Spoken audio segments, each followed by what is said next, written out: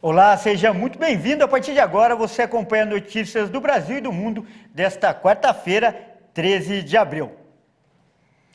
E eu começo essa edição com as manchetes dos sites dos principais jornais do país. Vamos começar pela Folha de São Paulo. O trabalho infantil no Brasil pode ser 7 vezes maior do que apontam as pesquisas. Um estudo feito a partir de dados do Banco Mundial estima que 5.700.000 crianças de 7 a 14 anos estão nessa condição. Agora, o Estadão. Após gesto nazista, jovem piloto russo de kart perde a licença para competir. Decisão foi tomada pelo Automóvel Clube da Itália, que classificou a atitude de Artem Severiuk, de 15 anos, como inaceitável. No valor econômico, vendas no varejo aumentaram 1,1% em fevereiro, segundo o IBGE. Foi o segundo avanço seguido. E, por fim, o Globo. O filho de Flor de Lis é absolvido da acusação de participação da morte, no caso da morte do pastor Anderson do Carmo. Ele, no entanto, foi condenado com mais 3 réus por associação criminosa. A segunda fase do julgamento durou mais de 22 horas. E outro filho da ex-deputada foi condenado pelos crimes de uso de documento falso e também por associação criminosa armada. E as vendas do comércio cresceram em fevereiro. Essa é a segunda alta seguida do setor varejista. O volume de vendas do comércio varejista saltou 1,1% em fevereiro. De acordo com o IBGE, o segundo resultado positivo veio seguido da alta de 0,8% verificada em janeiro. Com a variação apresentada pela pesquisa mensal do comércio, o setor figura 1,2% acima do patamar pré-pandemia. No acumulado dos últimos 12 meses, o segmento cresceu 1,7%. As taxas positivas aparecem em 6 das 8 atividades pesquisadas pelo indicador. O setor de livros, jornais, revistas e papelaria cresceu com a retomada do ensino presencial. O mercado de livros didáticos tinha sido bastante afetado pela pandemia, com o ensino online e a migração do material impresso para o meio digital.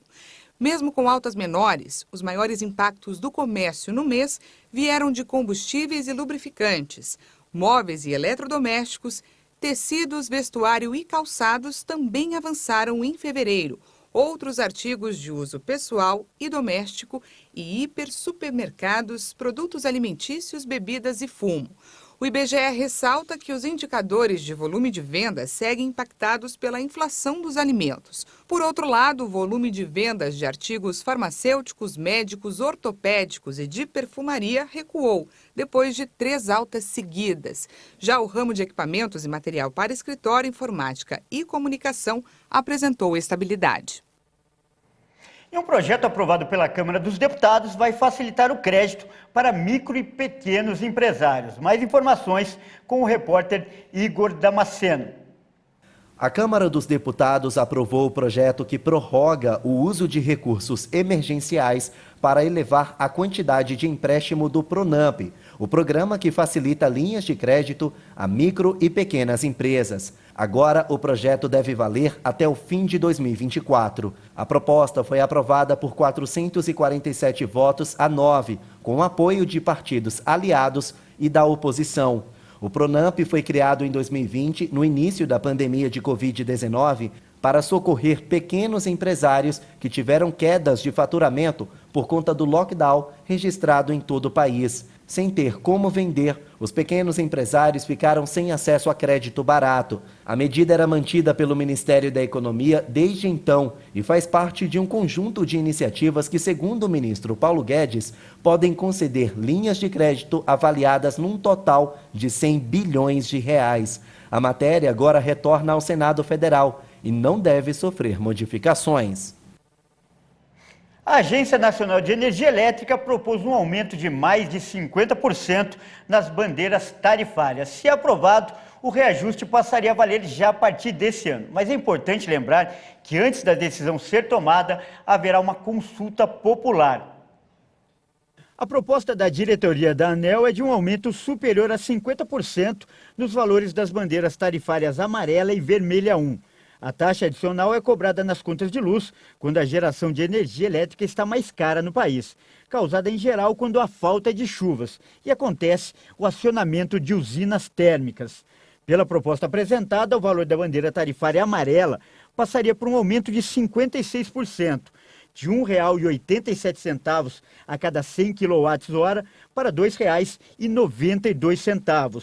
Já o patamar mais caro da bandeira, a vermelha 2, teria uma redução de 1,7%, passando de R$ 9,49 a cada 100 kWh para R$ 9,33.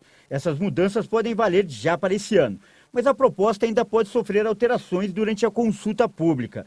As contribuições sobre o tema podem ser enviadas pela população até o dia 4 de maio.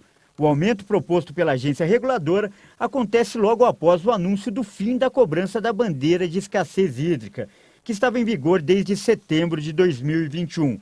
Devido às chuvas nos últimos meses, o governo decidiu antecipar o fim do patamar mais caro e acionar a bandeira verde sem custo adicional a partir deste sábado.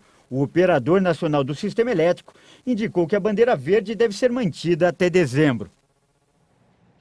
E vamos atualizar agora as informações da guerra na Ucrânia. A Rússia anunciou a rendição de uma tropa ucraniana de elite em Mariupol e está perto de conquistar a cidade portuária. Enquanto isso, autoridades ucranianas informaram a existência de mais de 1.000 corpos de soldados russos nos necrotérios de uma cidade no leste do país.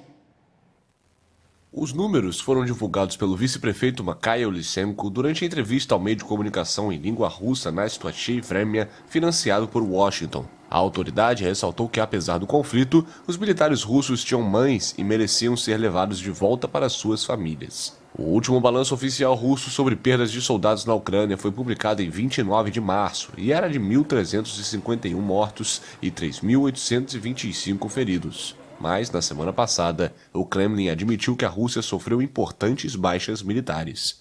Dnipro, uma cidade de 1 milhão de habitantes às margens do rio Dnieper, marca a fronteira das regiões do leste do país e poderia, segundo analistas, ser o futuro alvo da Rússia. E agora uma novidade, uma empresa alemã vai colocar em funcionamento uma usina de energia solar flutuante, isso mesmo. A estrutura foi construída no lago de uma pedreira e deve ser inaugurada em maio. A tecnologia pode ajudar o país a não precisar mais depender do petróleo e do gás dos russos.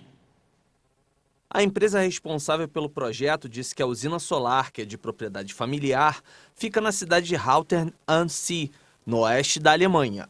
Ela será capaz de fornecer 3 megawatts de energia, o equivalente a uma turbina eólica terrestre tradicional. A planta, com 5.800 placas agrupadas em 360 módulos flutuantes, entrará em operação em maio. O lançamento vai ocorrer enquanto a Alemanha luta para encontrar fontes alternativas de energia e eliminar gradualmente sua dependência do petróleo e gás russos após a invasão da Ucrânia por Moscou. O chefe de gerenciamento de produtos da empresa disse que a Alemanha poderia abrigar cerca de 20 gigawatts de energia solar na água.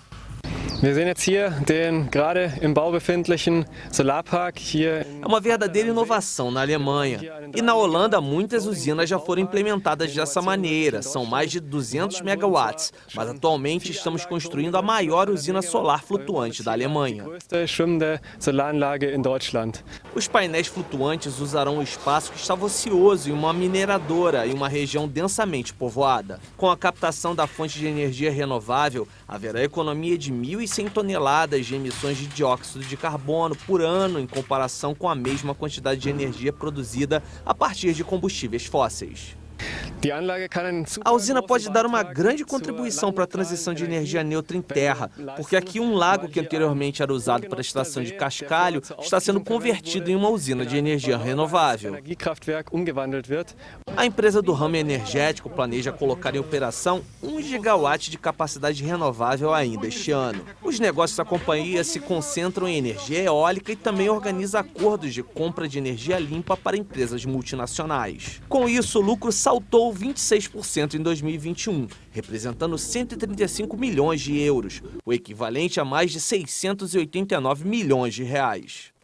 Analisamos de perto o potencial de usinas solares flutuantes na Alemanha e acredito que este é apenas o começo de uma grande implementação de usinas de energia renovável em superfícies aquáticas. Só na Alemanha, em lagos sem nenhum uso, até 20 gigawatts de energia solar podem ser gerados.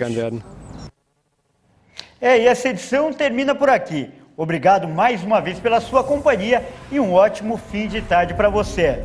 Tchau.